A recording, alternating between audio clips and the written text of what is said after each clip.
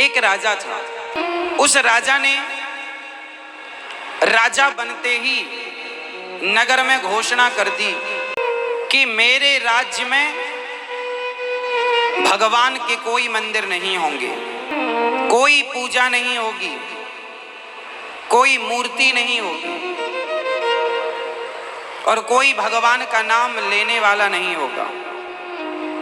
जितने लोग हैं या तो मेरे 3 प्रश्नों का उत्तर दें या तो मेरा राज्य छोड़कर चले जाएं, वरना मैं सारे मंदिर मूर्ति तोड़वा दूंगा। राजा ने 3 सवाल पूछे। सवाल पहला, भगवान कहाँ हैं? हैं तो दिखाई क्यों नहीं पड़ते?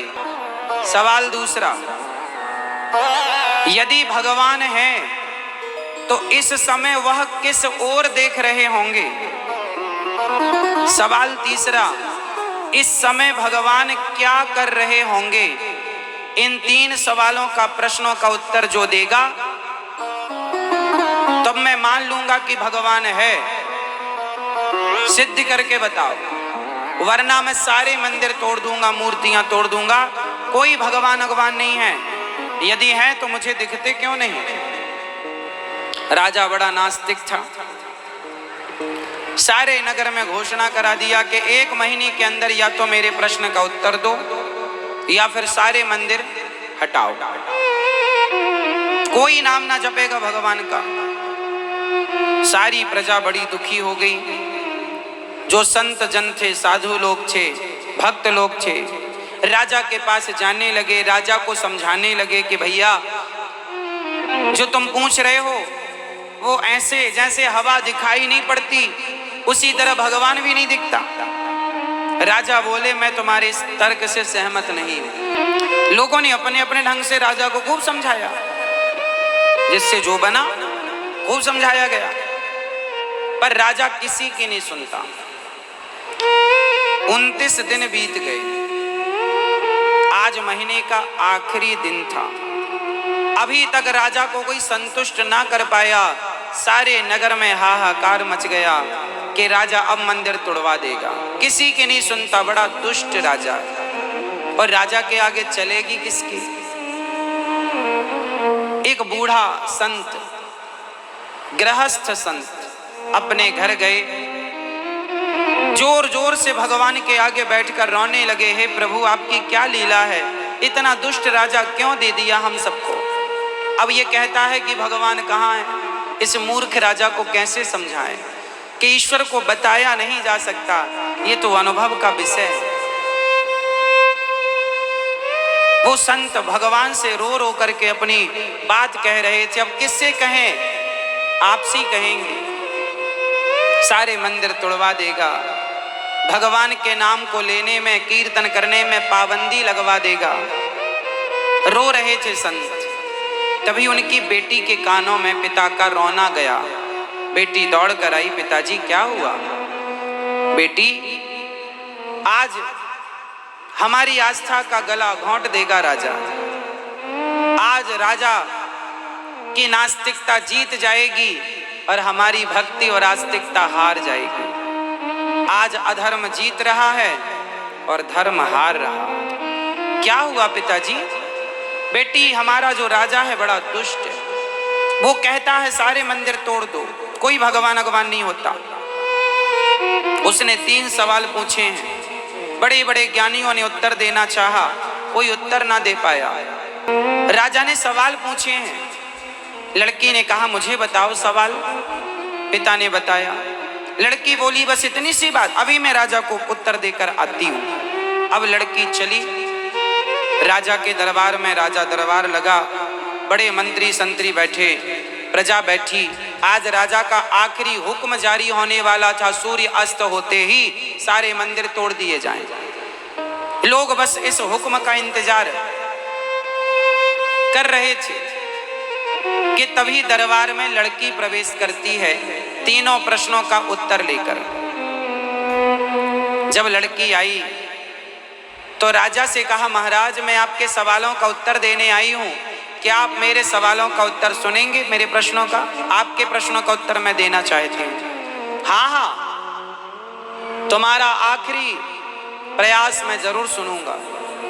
तुम्हारे पिता भी आए थे, उत्तर ना दे पाए।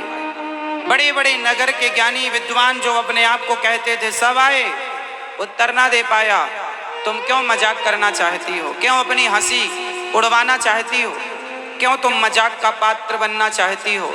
लड़की बोली, कोई बात नहीं महाराज, मेरा मजाक बने तो बने, पर मेरे धर्म का मजाक न बन जाए, इसलिए मैं अपने धर्म का पक्ष रखने आई हूं। हाँ तो उत्तर दो, प्रश्न पूछिए महाराज।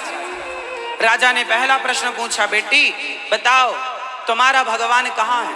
और है तो दिखता क्यों नहीं? नहीं दिखता इसका मतलब कोई भगवान नहीं है, होता तो दिखाई पड़ता। लड़की बोली, महाराज मैं आपके प्रश्न का उत्तर दूंगी, पर मुझे दूध की जरूरत पड़ गई है, थोड़ा सा दूध मंगवाया जाए, मैं दूध पीकर आपका उत्तर दूंगी। राजा सोने के बर्तन में, सोने के कटोरे में दूध भरवा कर बुलवाए, लड़की के सामने दूध रखा जाए। दूध रखा गया, लड़की ने उस दूध में, कटोरे में उंगलियां डाल दी, हाथ डाल दिया और ऐसे ऐसे चलाने लग गई लड़की। बहुत देर हो गई, राजा को लगा साइको है क्या, पागल है क्या। काफी देर हो गई, राजा को लगा कि भाई क्या कर रही हो तुम, समय बर्बाद क्यों कर रही हो? लड़की बोली, महाराज मैं समय बर्बाद नहीं कर रही हूं, मैं ढूंढ रही हूं कि इसमें मक्खन कहां छिपा है। राजा बोला, तुम पागल हो गई हो क्या? अरे दूध में कोई ऐसे मक्खन मिलता है? तो फिर महाराज कैसे मिलता है, आप ही बताओ। अरे दूध को जमाओ, दही बनाओ, दही का मथानी से मंथन करो, तब मक्खन प्रकट होगा। लड़की ने पलटकर जवाब दिया, महाराज इस दूध में मक्खन है या नहीं? इस दूध में मक्खन है या नहीं? राजा बोला है।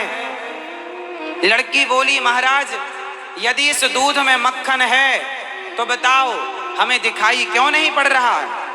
क्यों नहीं दिखता हमें? हमें तो नजर नहीं आ रहा है, क्या आपको नजर आ रहा है? राजा बोले, नहीं। लड़की बोली, महाराज इस दूध में यदि मक्खन नहीं दिख रहा है तो मक्खन नहीं होगा। राजा बोले, नहीं बेटा मक्खन है, उस मक्खन तक पहुंचने का एक प्रोसेस है। दूध का दही बनाओ, फिर मंथन करो तो मक्खन की प्राप्ति होगी। लड़की ने उत्तर दिया, महाराज आपके दोनों प्रश्नों का उत्तर यही है। जैसे आपने पहला प्रश्न पूछा कि भगवान कहाँ है, तो जैसे दूध के कण कण में मक्खन समाया है, ऐसे सृष्टि के कण कण में भगवान समाये हैं। उत्तर, आपने प्रश्न किया कि भगवान है तो दिखाई क्यों नहीं पड़ता? जैसे दूध में मक्खन तो है, पर दिखने के लिए दही का मंथन करना जरूरी है, उसी तरह भगवान तो कण कण में है, लेकिन उस परमात्मा तक पहुंचने के लिए भक्ति की मथानी लाकर और श्रद्धा की रस्सी बांधकर मथने की जरूरत है, तब भगवान प्रकट होते हैं। वो श्रद्धा और प्रेम चाहिए महाराज। बिना मछानी और बिना रस्सी के, किसी के पास दही हो और मछानी हो और रस्सी ना हो तो भी मक्खन नहीं निकलेगा। बोलो हाँ। दही भी हो, मछानी भी हो और रस्सी भी हो और निकालने वाला ना हो तो भी ना निकलेगा। दही से मक्खन निकालने के लिए 4 चीजों का होना जरूरी है। पहला तो दही का होना, दूसरा मछानी का, तीसरा रस्सी का और चौथा रस्सी को मछानी पर लगाकर दही में डालकर मथने वाला या मथने वाली। 4 लोगों के मिलने से 5वां मक्खन मिलता है। एक प्रोसेस है। उसी तरह ये संसार दही की तरह है जिसमें परमात्मा समाया हुआ, जैसे दही में मक्खन समाया हुआ। ये संसार दही की तरह है राजन, और ज्ञान मछानी की तरह है, और श्रद्धा की रस्सी चाहिए। जब ज्ञान की मथानी पर श्रद्धा की रस्सी लपेट करके मथा जाएगा तो भक्ति रूपी भगवान रूपी मक्खन प्रकट हो जाएगा। महाराज आप कह रहे हैं कि भगवान दिखते नहीं इसलिए भगवान नहीं है, तो दही में तो मक्खन भी नजर नहीं आता, दूध में मक्खन भी नजर नहीं आता, तो क्या आप ये कह देंगे कि नहीं है? राजा उस लड़की के इस तर्क से सहमत हो गए। बात तो ठीक है कि भगवान। अच्छा ये बताओ, यदि आपको इंग्लिश सीखनी हो तो क्या करना पड़ेगा?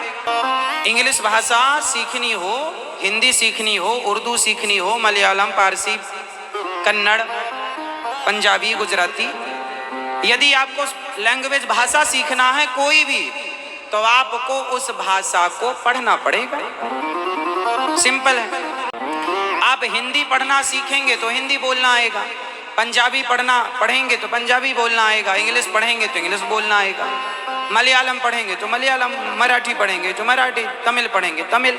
जो भाषा आप पढ़ेंगे, जिस भाषा को आप समझेंगे, वो भाषा आपको आएगी। अब आप पढ़ें ना और सोचें कि फिर हमें तमिल आ जाए, फिर इंग्लिश आ जाए, तो बिना पढ़े नहीं आएगी। या फिर आपका जन्म उस भाषा में हो तो फिर बिना पढ़े आ जाएगी। जैसे हम लोग हिंदी पढ़ते नहीं है पर हमें आ जाती है, इंग्लिश देश का बच्चा इंग्लिश पढ़ता नहीं है पर उसे इंग्लिश आ जाती है, पंजाबी वो पढ़ता नहीं है पर उसे आ जाती है, क्योंकि वो उस भाषा में पला बढ़ा है। या तो फिर ये वातावरण हो या फिर पढ़ो आप। तो जैसे बिना पढ़े कोई भाषा का ज्ञान नहीं हो सकता। बताइए बात सही है कि गलत? बिना पढ़े, बिना सुने, बिना समझे किसी अन्य भाषा का ज्ञान नहीं हो सकता। उसके लिए पढ़ना पड़ेगा, और जब आप पढ़ेंगे तब आप समझ जाएंगे कि ये क्या लिखा हुआ है। उसी तरह हिंदी पढ़ने के लिए हिंदी बोलने के लिए हिंदी भाषा पढ़नी जरूरी है, इंग्लिश बोलने के लिए इंग्लिश पढ़नी जरूरी है। उसी प्रकार कण कण में भगवान रहता है, ये पढ़ने के लिए भक्ति की भाषा जरूरी है। कण कण में भगवान है, ये पढ़ने के लिए अखबार पढ़ना आपको आता है, हिंदी का अखबार। यदि मराठी अखबार दे दिया जाए आपको, आप नहीं पढ़ पाएंगे, क्योंकि भाषा का ज्ञान नहीं है। अब भाषा का ज्ञान नहीं है, अब आप कहो कि नहीं जी इस अखबार में तो कुछ लिखा ही नहीं, लिखा है, आपको भाषा नहीं आती। उसी प्रकार जैसे अखबार में सब लिखा है पर आपको पढ़ना इसलिए नहीं आता क्योंकि आपको उस भाषा का ज्ञान नहीं है, उसी प्रकार भगवान तो सब जगह लिखा हुआ है, बस पढ़ने के लिए भक्ति की भाषा का ज्ञान नहीं है। यदि भक्ति की भाषा का ज्ञान हो जाए तो फिर ये सवाल खत्म हो जाएगा कि भगवान कहाँ हैं।